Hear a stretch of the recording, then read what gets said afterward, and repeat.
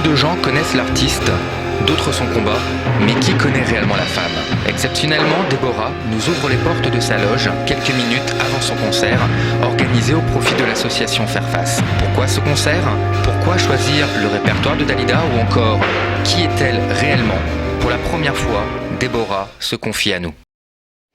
Alors je fais un récital par an généralement, je choisis toujours le thème du chanteur ou de la chanteuse que je vais avoir l'honneur d'interpréter et bien sûr pour essayer de récolter le maximum de fonds pour les enfants malades, atteints de sida, de cancer, enfin dont je m'occupe depuis des années.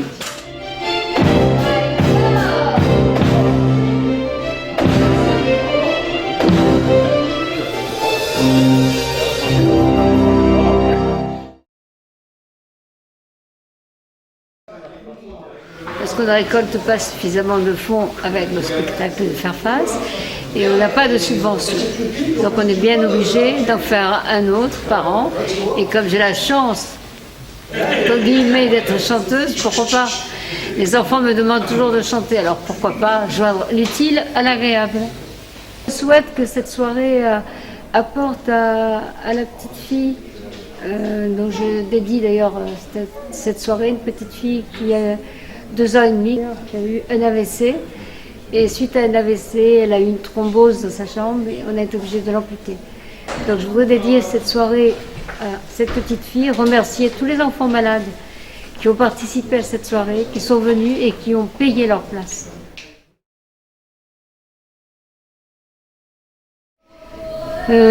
Parce que j'ai connu Dalida, pas personnellement, mais je l'ai connue à travers ses chansons, mais sur le tard, après son décès.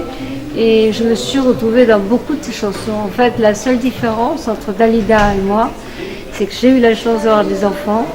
Elle, non, et que peut-être, forcément, par une vie assez difficile que j'ai eue, je pense que j'aurais peut-être terminé comme elle. Mon meilleur moment, c'est quand je suis avec elle. Voilà. Le calme avant la Parce que, tempête. oui, le calme avant la tempête, parce qu'on rigole, on s'amuse, etc. On se défoule. On se défoule, c'est génial. On se défoule et puis après, il y a la magie qui s'opère et puis après, ça va être le rush. Hein. Ouais.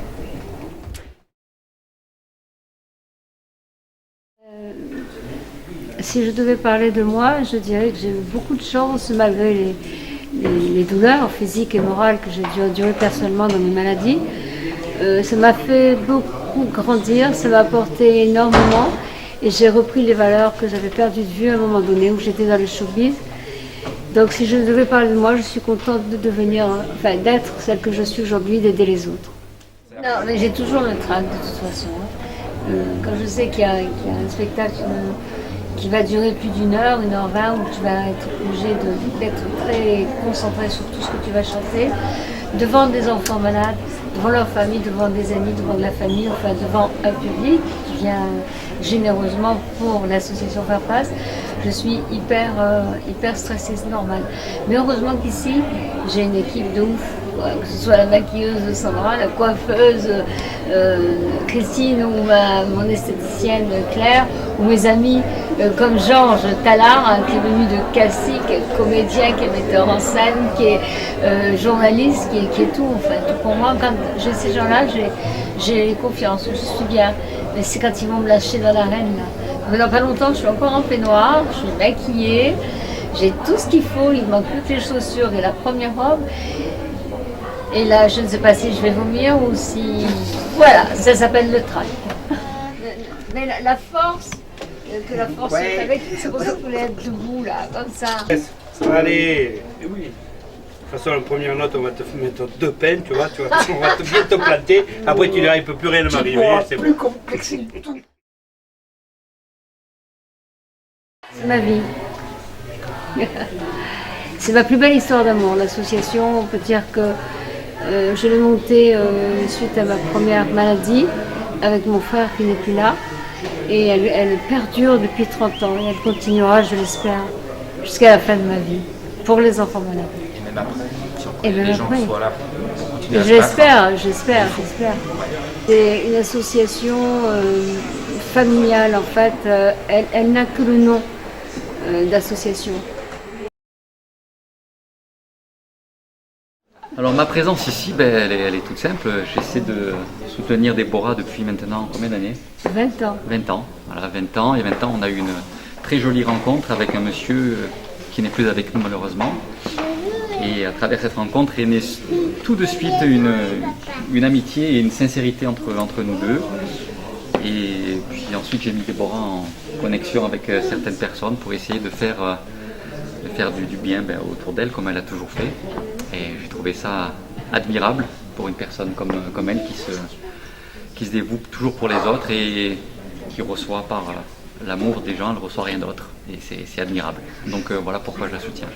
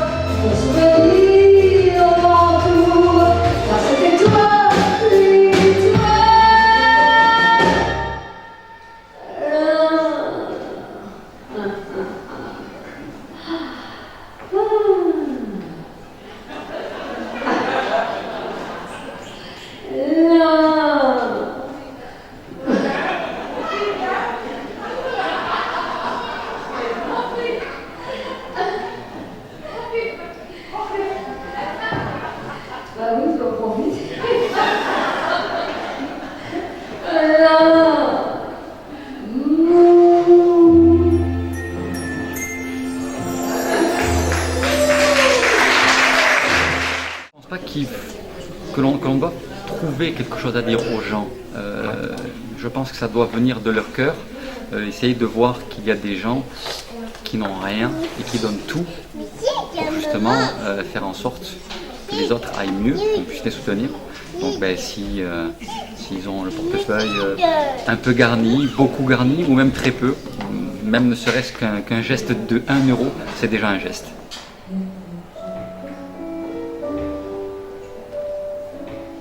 Mon histoire, c'est l'histoire qu'on connaît. Ceux qui savent jouent la main, je le sais. Rime bien profonde, c'est la seule chanson du monde.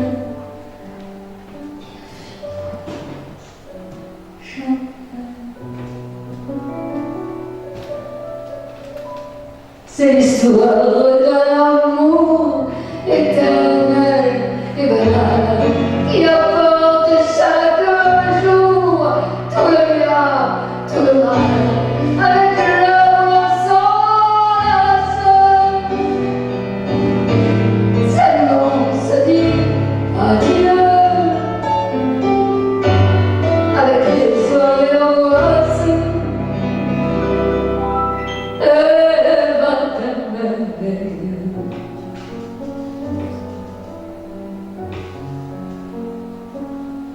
L'histoire, c'est l'histoire qu'on connaît. C'est ça, je le sais.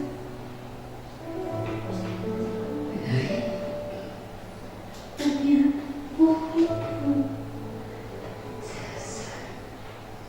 la seule chanson du monde.